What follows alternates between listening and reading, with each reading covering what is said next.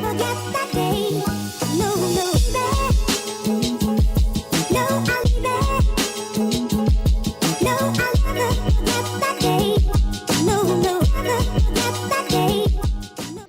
going on, everybody? Welcome to episode 38 of Control the Narrative. Last week, episode 37, we were previewing the bubble games. We didn't know what we were getting into. And after 3 games, we know what the fuck we're into now, and that's Bubble Melo is officially a thing, Skinny Melo. The Blazers are 2-1. Melo's balling out, hitting clutch shot after clutch shot. He is proving everybody wrong and really making a big impact for this Blazers team, who is now, as of this recording, 1 game behind the Memphis Grizzlies for the 8th spot. They were 3.5 out of the 8th spot when we got into this. Now they are 1 game out of the 8th spot. So fuck the 9 seed. We're going for that 8 seed. We'll get into it. I'm gonna bring in my guy now, Rolin, who's joining us for episode 38. Did I pronounce that right, Rolin? Man, it's Rolin, man. Rolin. It's all good. It's all good, dude. How's it going?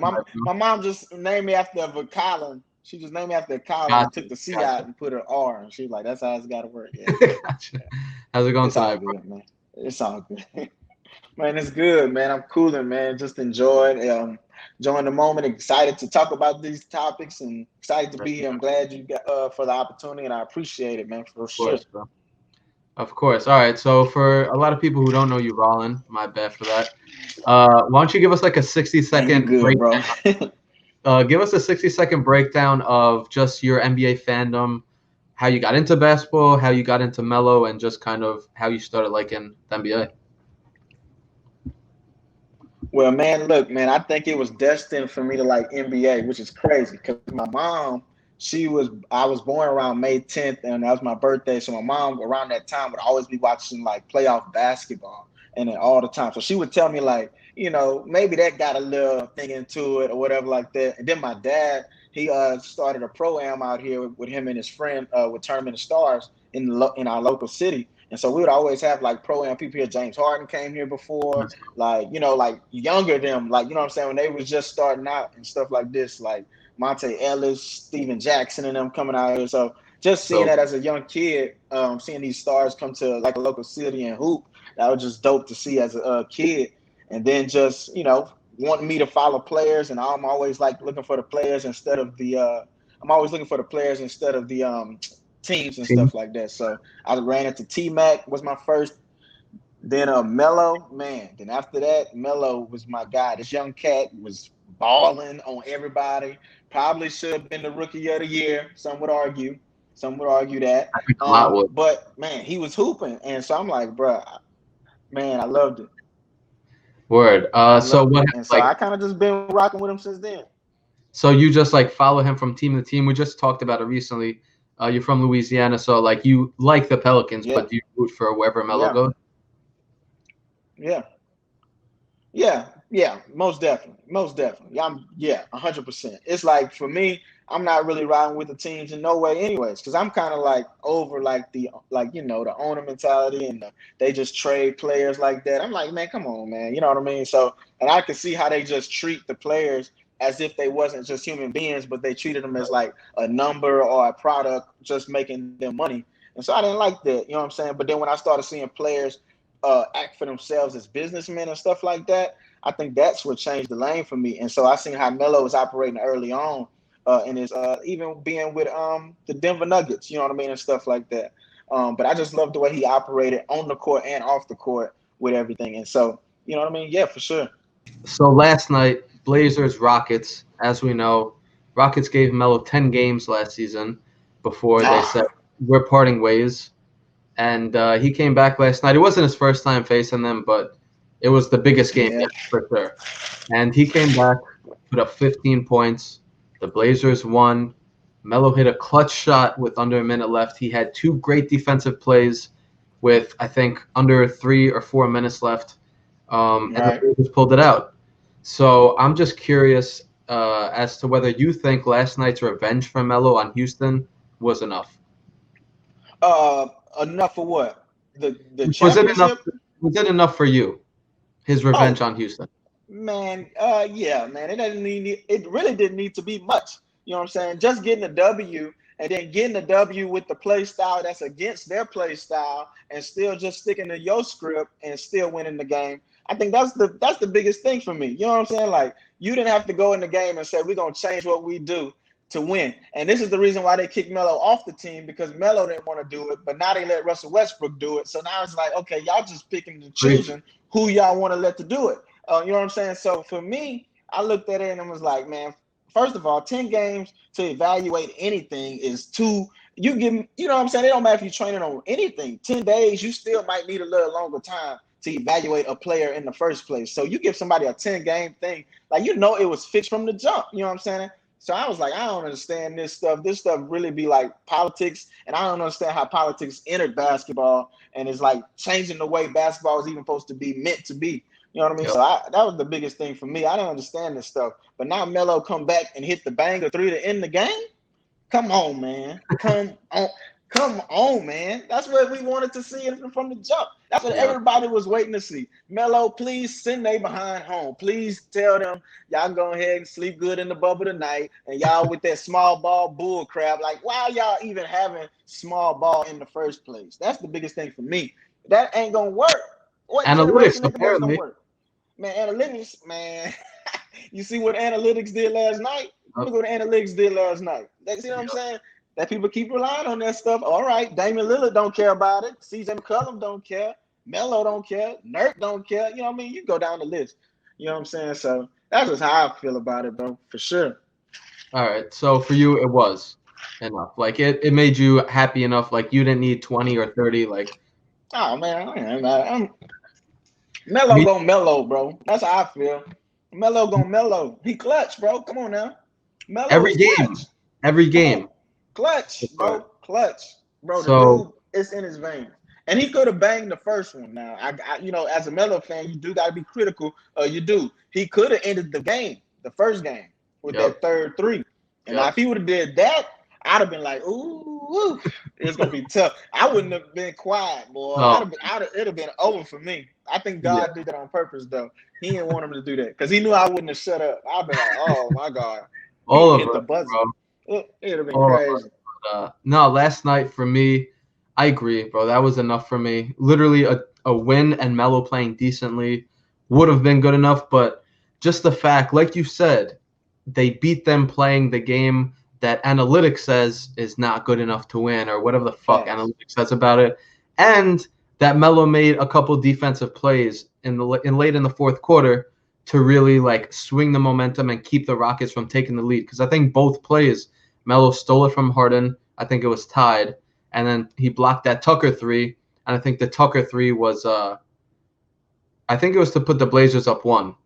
So those two plays, just being the defender that everyone said Melo is not, was fucking huge. And it's like, what more That's a does he huge need to point. say? What more does he need to you know, like what more does he need to do? He literally is doing everything that they said he couldn't do, and he's winning with it. So it's Winning with just it. it's amazing. Winning with it. Winning with it. You feel me? Right. Winning is it cures everything. You know what I'm saying? So if we continue to win, I ain't really worried about these other teams because I'm like, man, if Dame keep Damon and CJ keep CJ McCollum and everybody keep doing their thing, I ain't worried because they everybody was worried about Dame like missing shots in the earlier quarters and it's gonna affect the game in the later quarters. I'm like, Right. have y'all not seen this dude really send people home? Like, you know what I'm saying? That's the part that get me. Have y'all not seen this dude just literally send so many people home?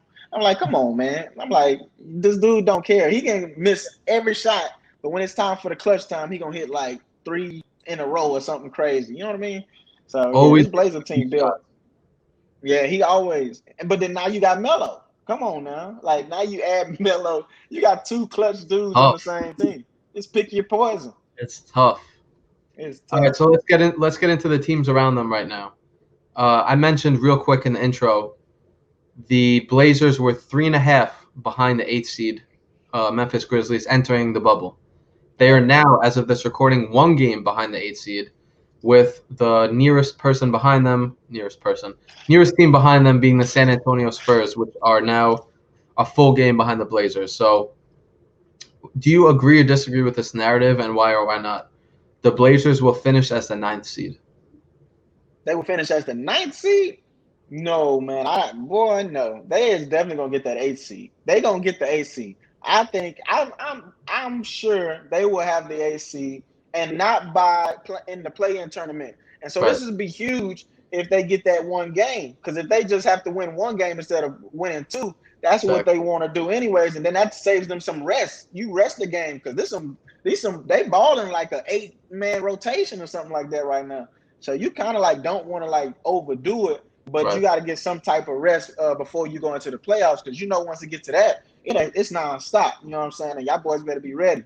You know what I mean? But I think they the most playoff built for me. You know what I'm saying? They the most veteran. They got the veteran leadership. They the right blend. You know what I'm saying? They the right blend right now. And I didn't even know Nurk was 25, so that kind of like threw me off. He's fucking young. He's young, super young. And I was like, man, this team nice. So this the right crew around Melo. You know what I'm saying? This the right crew. But I've been wanting to go to the Blazers from the jump. That's me personally. Like since he left the Knicks, I think he should have went to the Blazers since he should have. In hindsight, 100%. But I think knew it then. I knew then. Yeah. I knew then. I told my cousin and them then, I said, man, CJ and Dame is what Melo needs. Some more shooters. Melo always do good with shooting point guards, bro. And great leadership. He always do that. You can think about Chauncey Billups. You can think about when he had Chauncey Billups, what Melo doing. You got Kid. You see what I'm saying? Like Melo need a good, solid PG that know how to run the show. You know what I'm saying? But Russ not built like that, and James Harden not built like that. So either or. But Dame and CJ, they like IQ wise, they set themselves a better and above than the rest of them just on IQ alone for me. Because CJ, he got the pull up part. I be listening to his. And you know what I mean? And I can just tell the way he think, man. But you know what I'm saying? Like these dudes really like know the game of basketball. And then so now they just work on their skill. And bro, come on, man. That's why I say Portland just mentally better than the rest of the teams. Yeah. And one thing, going back to what you said about finishing as the 8th seed and playing that one game, it's not like at this point the Blazers need those extra reps and extra games, because they are playing these games like these are legit playoff games for them. You can see with the intensity they're playing with, see with the dedication, the effort, and all that shit. So the narrative, the Blazers finishing as the 9th seed, I disagree as well. I think that they're going to be the 8th seed. They're a game back. Jaren Jackson tore his meniscus, and again, you never like to see that. But for the Blazers, the Grizzlies are 0-4. Like, we don't know how many more games they're going to win. They have 4 games left. We don't know if they're going to win any. They're playing the Jazz again, who they just lost to. So they got a tough schedule. But I think, again, the mentality of these dudes, Portland having Lillard, who is that point guard that Melo needs, where not necessarily a shooting guard, but a veteran lead point guard who can run an offense like Billups did, like Kidd did, and shit like that. Like I thought Chris Paul was going to be able to do with him in Houston before they cut that experiment short. But yeah, I just think it's going to be really hard for the Blazers not to finish as that 8 seed, because the Grizzlies keep losing, and the Blazers are playing some tough teams. But I'm officially a Blazers fan, I guess. They just proved that they can beat the Rockets. Mellow. So I agree, man. I think the 8th seed is the Blazers to lose at this point.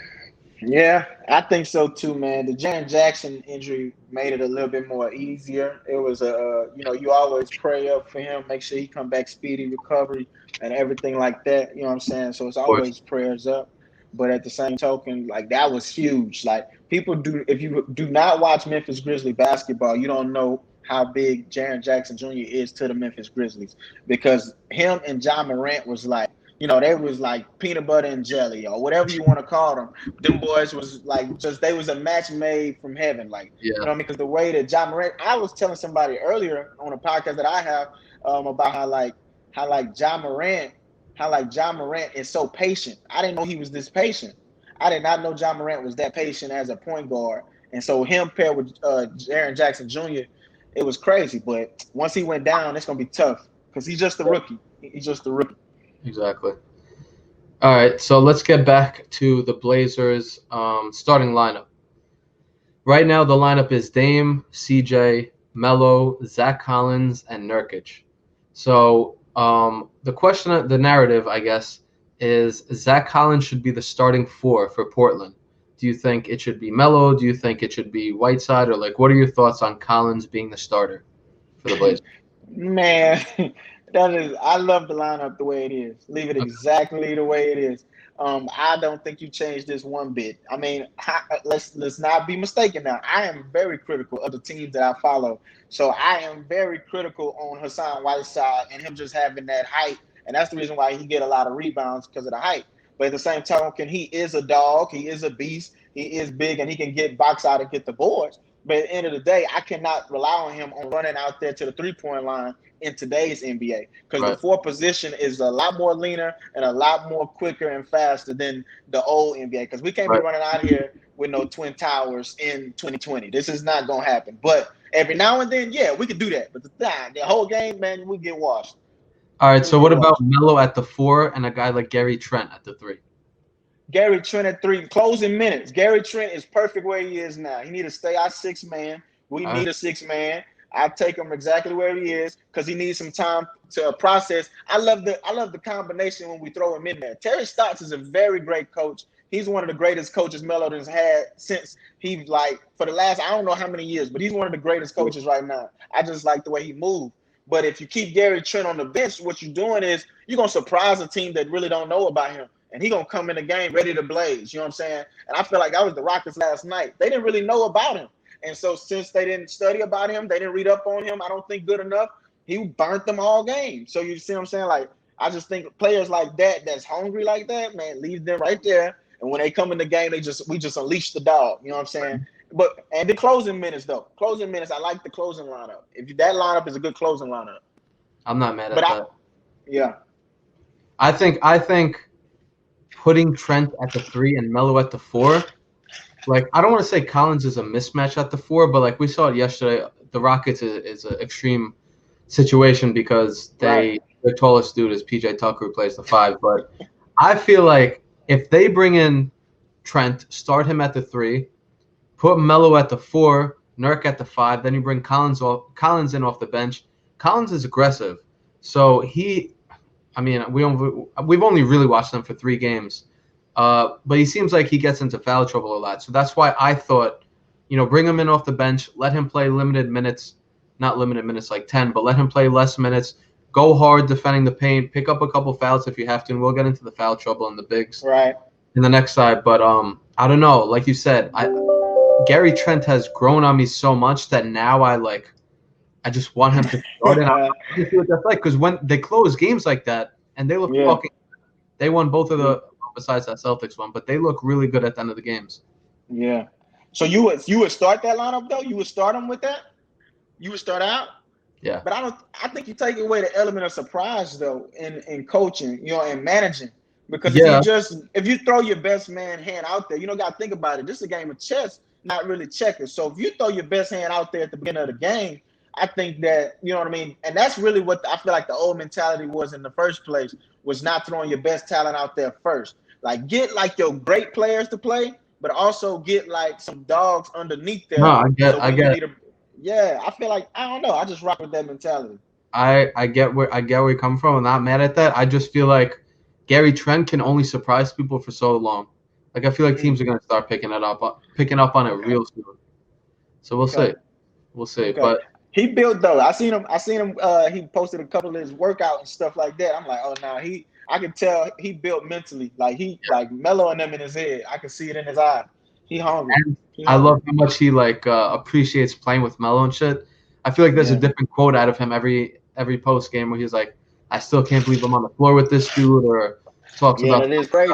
Hall of Fame or some shit. So just seeing dudes who Melo plays with respect him like that for the first time in a while, I think. So that's what's needed. Yeah. Let's get into the bigs now. The Portland has 3 bigs. They are not starting the Twin Towers like you just said. They're going with Nurk, Zach Collins. Lately, more so the first 2 games, yesterday wasn't as big of a deal, but they have been getting into some foul trouble. Nurkic, Collins, side. The narrative here is that the early foul trouble that those 3 get into is a big deal. Do you feel like that's a big deal, or do you feel like it's not as big of a deal as some people are saying it is.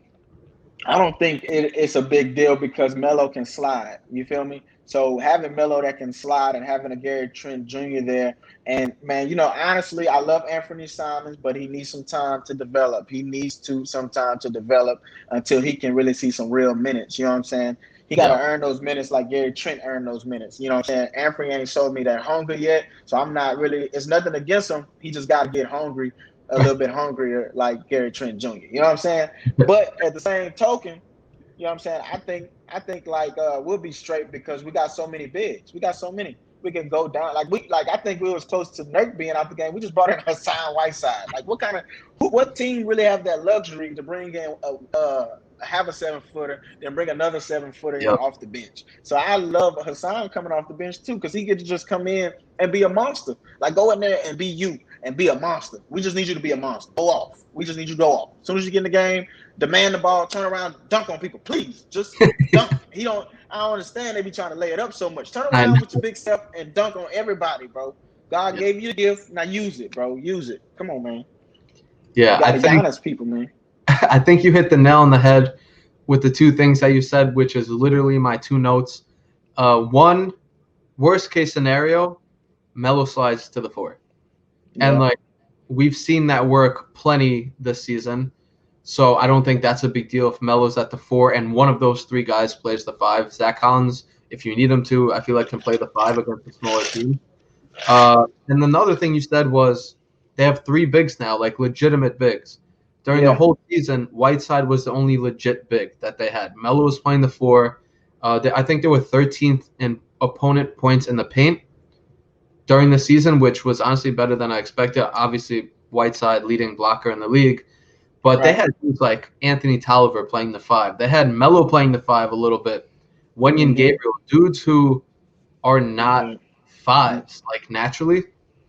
And I thought that was like a big weakness of theirs. And one of the reasons they did not look good defensively before this restart. But yeah, moving Melo to the 4 is not that bad. And no, not at all. I think it's good. And then also having those 3 bigs, I agree with you. No team got that. No team got that, man. Right. No team has that. No Right. team has that. Maybe That's the Lakers. Luxury.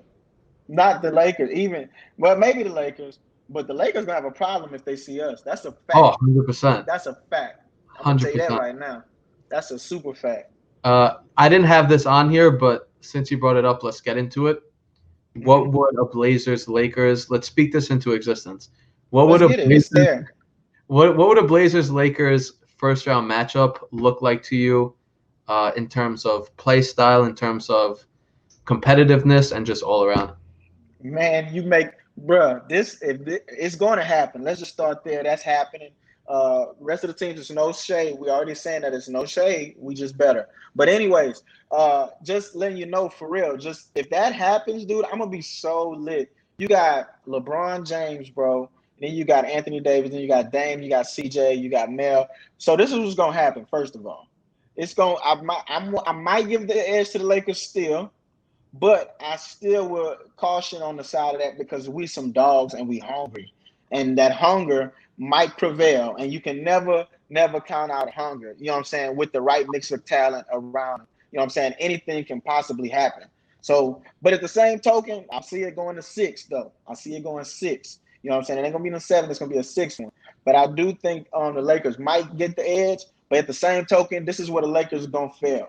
They don't have the guards, bro. They don't have the guards to guard Dame and CJ. And what we're seeing already with the Lakers is the perimeter D. And it's a subject. Dion Waiters is not Avery Bradley. And Rajon Rondo was a big piece that they're missing. You need Rajon Rondo. You need that veteran presence that can do the same thing LeBron can do off the court. And you're missing that. That's why I'm trying to tell you. The game is really about the mentality and the IQ. And if you got the better team with the better IQ at the right time, man, it's gonna be detrimental. It's like, and that's what people don't understand. People think basketball is just going out there and hooping. They don't understand. Everybody got to be clicking at the right time and at the right wave. You know what I'm saying? And only take one of that. What was that? Golden State with Baron Davis, Steven Jackson, and them boys when they upset. Who was that? The Mavericks at the top.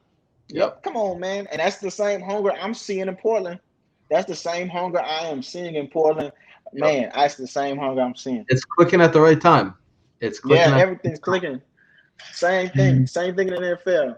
another thing that you said that I thought was interesting just now is like them not having the guards to guard Dame and CJ. On the other hand, if the Blazers have one weakness right now, I feel like it is perimeter defense and Right. keeping guards from just driving in and creating all these open looks.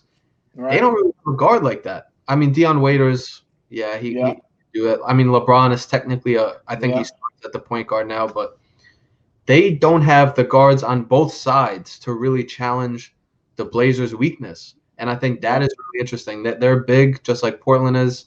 They got Dwight, McGee. I'm missing somebody. Oh, Anthony Davis, obviously. Yeah. So that would be an interesting matchup. The more I watch Portland and like the more I see that hunger, like you were talking about, the more that's key. not only do they have a shot, the more I think they're gonna win. Yeah. If you got to see them every game, every game gonna make you hungry. Like each game is a different test and a different battle. And it did show me a lot in that Celtics loss. The loss showed me a lot. A lot of people will mistake on losses where lessons aren't learned in losses. And I'm like, man, y'all crazy. That was I learned a lot about the Portland Trail Blazers after that Celtics loss. Like, because the way we just came back and after we was down by so much and like all they did was just chip away. Then all of a sudden leave you down to a big shot, Melo again. You know what I mean? And so, you know what I mean? And then it was, to me, that game was on Dame. He should have probably turned off that screen and pulled that jumper instead of passing it down. So, Dame, that's on you. And I think he owned up to that. I think they said earlier. But otherwise than that, man, I think like our team is built. Like I said, each game gonna keep making me change my pick every time. Each game. Each game I'm gonna be like, yeah, I'm leaning on the Blazers today. You know what I mean? Because LeBron and them is scary missing them guards, man. That is huge. Yeah. And another thing that you said was that talking about that Celtics game, we're talking about, beating the Rockets. We talked a little bit about beating the Grizzlies, but like that Celtics game, they came out looking like shit. They were down 19 at half. Yeah. Last night, they came out looking like the better team. I think that the Rockets hit a shot at the end of the half. I think the Rockets were down 5, but for the majority of the first half, the Blazers were up like 7, 8, 9, double digits a little bit. So you could tell that they learned from that. You could tell that they were like, yo, next time let's be ready to go. Right. So yeah, that was dope to see. Yeah. And that was a lesson. That was that lesson learned from that last game. Let's not play with it no more. Let's use that intensity. Hopefully that's the only one they need. Yeah, for real. And I think somebody talked about I think Dame talked about they already talked about going 6-2 before they came out here, or 7-1. It was already something that they discussed already. I think that was Dame that said that. He said it was one of them things that we kind of discussed. We looked at as a team, and we kind of got that one with the Celtics. So I don't think we want to like get another one. So I think that was a huge response from him. And so I'm like, okay, the tone is set now. Oh, them boys coming every game. Them boys is coming. It's not a game that I don't think they can win now. You know what I'm saying? That's the craziest thing. Before I was like, we got a tough schedule, but now looking at them, I'm like, okay, all right. Y'all caught on. For the last 5 games, they got Denver, who's tough, but I think it's winnable. They got LA, the Clippers, who are tough. I think the Clippers are the best team in the league. They got Philly, who is beatable. They got Dallas, who is beatable, and they got Brooklyn, who's they just beat the Bucks, so who the fuck knows at this point? But that feels like an easy win. So we'll see what happens. The next narrative I want to get into is the narrative that Melo's play this season overall, not just this bubble. Melo's play this season in Portland earned him at least 2 more years in the league. Do you agree with that? Do you think it's less? Do you think, yes, he got at least 2, or what do you think? Melo can play in this game as long as he want to play into this game. Melo's skill set is built for it don't matter what era of NBA. Because if the game still revolves around putting a basketball in a hoop, I think Melo will forever be in the game of basketball. Let's not mistake who this man is, you ladies and gentlemen. I think we're forgetting who this guy actually is. We're talking about a 6'8" dude that took Syracuse to the national championship as a freshman. And literally, did he lead this team in scoring? And I think he also won the player of the most valuable player into that game. Like, come on, man. Like, we're talking about the same dude that's the Olympic Melo that won all these. And let me stop right there. With all these Olympic, skinny, thick, all these different topics y'all talking about with Melo, I'm like, man, y'all tripping, man. Y'all doing too much. The man's name is Melo. That's it. This is the same guy. His name is Melo, and he been a bucket. It don't matter what name you want to put on him. He's still Melo. You know what I'm saying? So that's the thing for me. I'm like, y'all people crazy. If y'all looking at this dude and think he's not a bucket, like come on, bro. Like, get him in the post on anybody. That's why I always used to think he was a better scorer than Kevin Durant, because Kevin Durant never really did the post up game more than he should. But Melo will post you up, bro, blow by you. Hezo Melo, you know how you gonna pull up. You know he might just pull up on three, like when that New York Knicks game versus Chicago.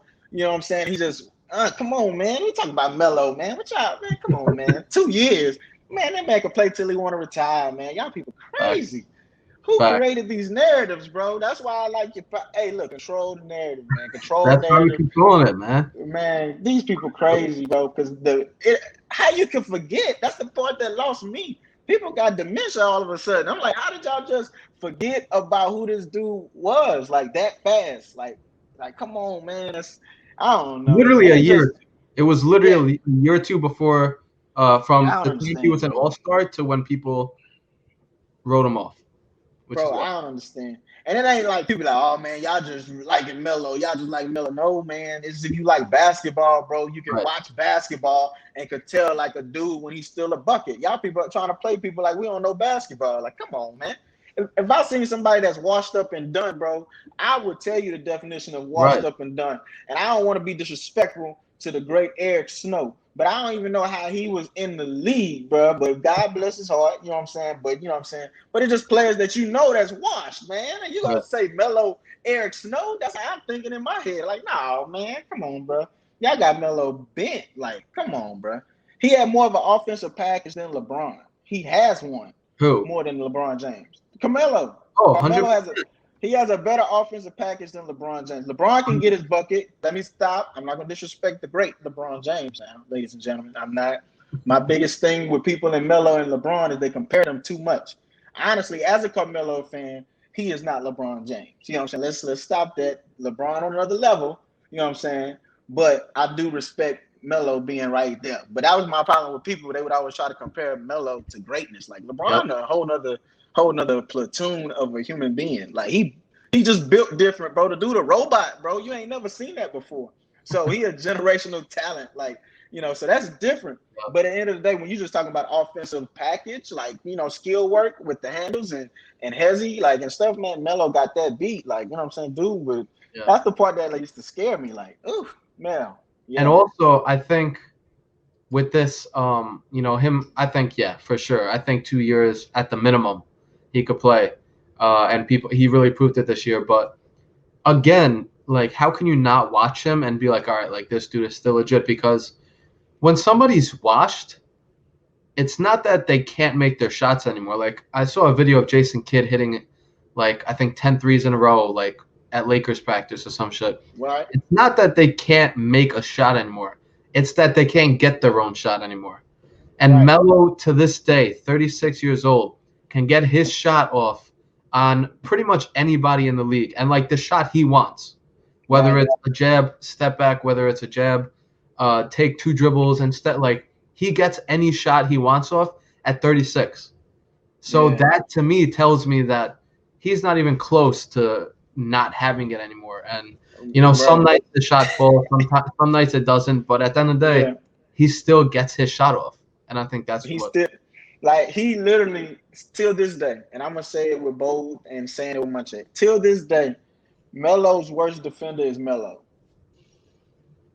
Like, till this day. So Melo, he can get his shot off on anybody, but it's up to him to knock down the shot. Right. So the only problem, and you could just relate that to Dirk Nowitzki back when he was with the Mavericks versus Miami. Like, Miami didn't know what to do with Dirk. Dirk's shot was so unstoppable that it didn't matter what you did, bro. He was gonna get a bucket off. He just Dirk. That's what he do. And that's the same thing I'm seeing today with Melo. I mentioned somebody was talking about how like Melo still can jump over, and it may have been on your page, but it was just like Melo can still jump over the backboard to get his jump shot off. And like just seeing that, you can see how high his release is. That still shows that nobody can still block his shot because he still get up pretty high on his jumper. And you forget he's 6'8". You know what I'm saying? Like people forget that part. And I'm like, nah, man, the dude can get his bucket off. It's just up to him to knock the shots down. Right. You know what I'm saying? And getting his fundamental set and everything like that. You know, but Right. Brick, shout out to Chris Brickley, man. He be getting them right, bro. Yep, he did. All right, Rolin. So we've reached the end of the podcast here. And one thing we do at the end is, we obviously talk Carmelo, we talk Portland and all that shit, and we control basketball narratives. But also, we want to let our guests control a narrative of their own. So what is one narrative that you want to control, whether it's, something is overrated, whether it's something is underrated, whether it's the general public has something wrong? What is it that you have just heard enough about and you're like, I need to talk about this? Well, just in life in general. Anything.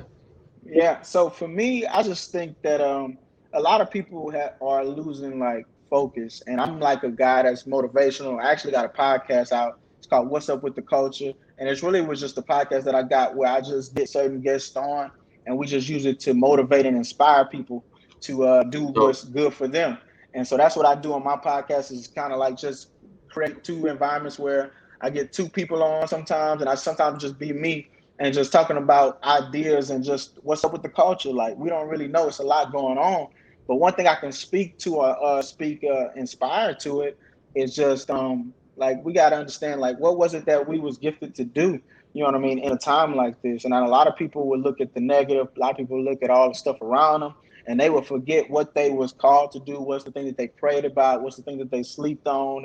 It's one thing that they always aspired to do, but they never did. And so now there's an opportunity here that's laid for anybody to jump in and say, hey, I'm just going to do it now. I don't have no like regrets. Why would I regret what I'm about to go into this life? It's like, it's a lot going on. Trust me, it's a lot. And especially with me being a business owner and stuff that goes on being a business, and you might have family that's passing from COVID or anything like that, or just family dealing with it and overcoming it. You know what I mean? It's a lot of stuff going on out here. So you don't really have the proper time to grieve properly. But what I would say, man, is just for anybody out there, it's a tough time. We understand that, but find out what your gift is, because it's the gift that'll literally like keep you fueled. It's the gift that you have on the inside of you, and take a chance on yourself, bet on yourself, because nobody's a greater you than you, and just go and dominate. That's how I look at life, man. That's how I look at life. And of course I believe in God and Jesus, and so that's my thing.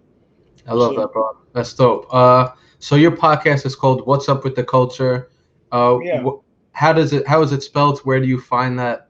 And just plug all that. Man, honestly, you can type in my name, Rolin Piper, so ROLINPIPER, and it'll pop up. Or you can just type in "What's Up with the Culture," and it'll pop up as well. Exactly how it's spelled. You know, so I don't have to be no extra. I think if you just type "What's Up with the Culture," it'll pop up. If it don't, you know what I mean, you reach out to my management, that's me. But anyways, that's not stuff for another day. Yeah, and also for everyone watching on YouTube, we're gonna link that in the description. If you're listening on Spotify, Apple Podcasts, or some shit, that's love. Search it up. But for all the YouTube people, we got that in the description for you. Rolin, appreciate you coming on here, dropping gems, and talking some Melo with me. New follower on Control recently over the past few weeks. So welcome to the movement. Good to have new people on all the time. So again, appreciate it, bro. And we'll definitely be catching up again real soon. For sure, man. You got to show me how you do all this, man. It's kind of cool, man. It's cool, man. You got to show me this. For sure. We'll set something up, bro. Appreciate it, homie. All right, brody. Nice meeting you. All right. Later. God bless.